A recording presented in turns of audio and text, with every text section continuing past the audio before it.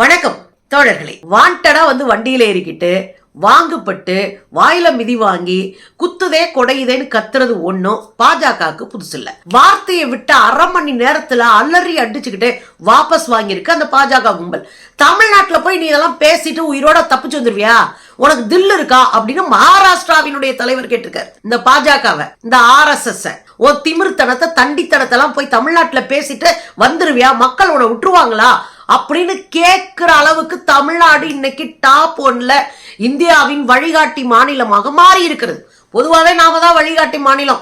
பல ஆண்டுகளா நம்ம மேடையிலே அதான் சொல்லிட்டு இருக்கேன். இந்தியாவிற்கு தமிழ்நாடு அரசியல் தலைநகரம்.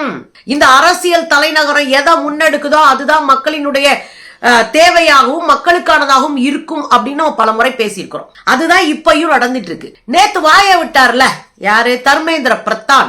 இந்த வாய விட்ட தர்மேந்திர பிரதான் தமிழ்நாட்டு மக்களை, தமிழ்நாட்டு மக்களால் தேர்ந்தெடுக்கப்பட்ட அரசை, தேர்ந்தெடுக்கப்பட்ட நாடாளுமன்ற உறுப்பினர்களை இழிவுபடுத்தி இவங்கெல்லாம் காட்டு மிராண்டிகள், நாகரிகமற்றவர்கள், இவர்கள்லாம் ஜனநாயகமற்றவர்கள் அப்படின்னு இழிவுபடுத்தி பேசிட்டு திமிர்த்தனத்தை தண்டித்தனத்தை பண்ணும்போது பாராளுமன்றத்துக்குள்ளே வச்சு சம்பவம் செஞ்சவங்க தான் நம்முடைய எம்பிக்கள். உங்களுக்கு நல்லா தெரியும். வச்சு சம்பவம் செஞ்சாங்க, வச்சு ஓட விட்டாங்க. சேம் ஷேம் அப்படின்றதோட இல்லாம we want justice, we want justice யாரையும் பேசவில்லை. முதல்ல எனக்கு ஜஸ்டிஸ குடியா அப்படின்னு வச்சு அடிச்சு ஆடி விட்டாங்கன்னு வச்சுக்கோங்களேன். 49 எம்பிக்கள் போய் என்னையா பண்றீங்க அப்படின்னு கேட்ட கும்பலுக்கெல்லாம் வாயிலே மிதிப்பட்ட கதையா ஆயிப்போச்சு. இங்க அந்த அடி விழுந்திருக்கு.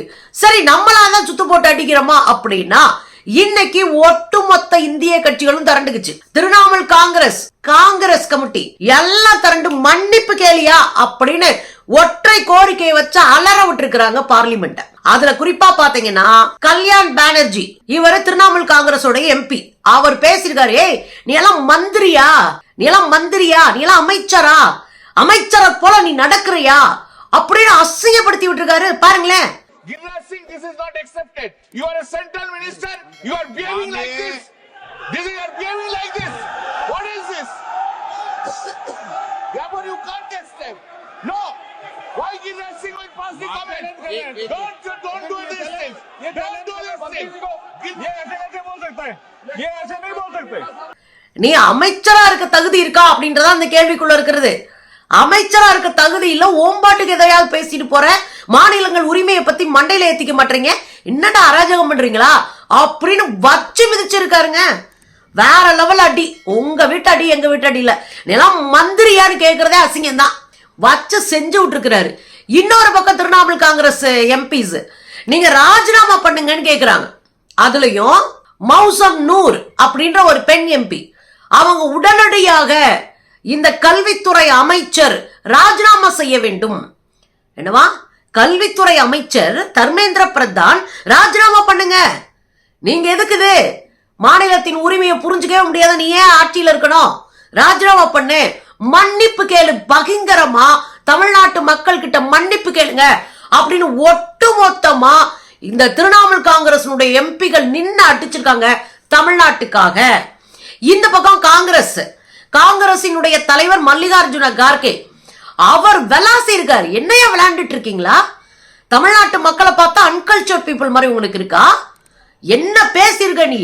வா மன்னிப்பு கேளு, இல்லனா ரிசைன் பண்ணிட்டு போ. உடனடியாக கல்வித்துறை அமைச்சரை ராஜினாமா பண்ண வச்சு தூக்கி வெளியேறிங்க அப்படின்ற கோரிக்கை இன்றைக்கு வலுத்து வருகிறது. வாயை விட்டு வசமா சிக்கி இருக்க அந்த பீஸ். காங்கிரஸ் MP திக்விஜய் சிங் அவர் என்ன சொல்லியிருக்காரு, நீங்க வாங்க பேசுவோம், புதிய கல்விக் கொள்கையில பாராளுமன்றத்துல நாம பேசுவோம், நீ என்ன பண்ணி வச்சிருக்கன்னு நான் சொல்றேன் வா அப்படின்னு காங்கிரஸ் மூத்த தலைவர் திக்விஜய் சிங் பார்லிமெண்ட்ல நீ வா விவாதம் பண்ணுவோம், வா, எந்த விவாதம் மற்ற நீ ஒன்னா போட்டுட்டே போவா, நாங்க எல்லாத்தையும் உட்காந்து கேட்டுட்டு இருக்கணுமா, வா விவாதம் பண்ணுவோன்றாரு. இப்ப ஒரு பக்கம் திரிணாமுல் காங்கிரஸ் இறங்கி அடிச்சு மன்னிப்பு கேளு ராஜினாமா பண்ணு, இன்னொரு பக்கம் காங்கிரஸ் கமிட்டி மன்னிப்பு கேளு ராஜினாமா பண்ணு. ராகுல் காந்தி பயங்கரமா அவரை உண்டுலன் பண்ண வீடியோலாம் நம்ம பார்த்தோம். எல்லாரும் சேர்ந்து மென்னிய மிதிக்கும் போது நம்ம ஆளுங்க சும்மா இருப்பாங்களா? ஏற்கனவே நேத்து முழுவதும் தமிழ்நாடு முழுக்க உருவ பொம்மைகளை எரித்தாங்க, தர்மேந்திர பிரதானினுடைய உருவ பொம்மைகளை. இன்றைக்கு நாடாளுமன்றத்தை முற்றுகையிட்டு போராட்டத்தை நடத்தி இருக்கிறார்கள். போராட்டத்தை நடத்தினோட இவர் மன்னிப்பு கேட்கணும் பகிங்கரமா, இல்லைன்னா ராஜினாமா பண்ணிட்டு போக சொல்லுங்க அப்படின்னு சொல்லி அண்ணன் திருமா அவர்கள், தோழர் வைகோ அவர்கள், தோழர் கனிமொழி அவர்கள் எல்லாரும் வச்சு செம்மி இருக்கிறாங்க. அதுவும் கம்யூனிஸ்ட் இயக்க தோழர்கள் எல்லாம் நின்று அடிச்சிருக்கிறாங்க. ஆக நாடாளுமன்றம் இன்றைக்கு பதற்றமாக பற்றி எரிந்து கொண்டிருக்கிறது.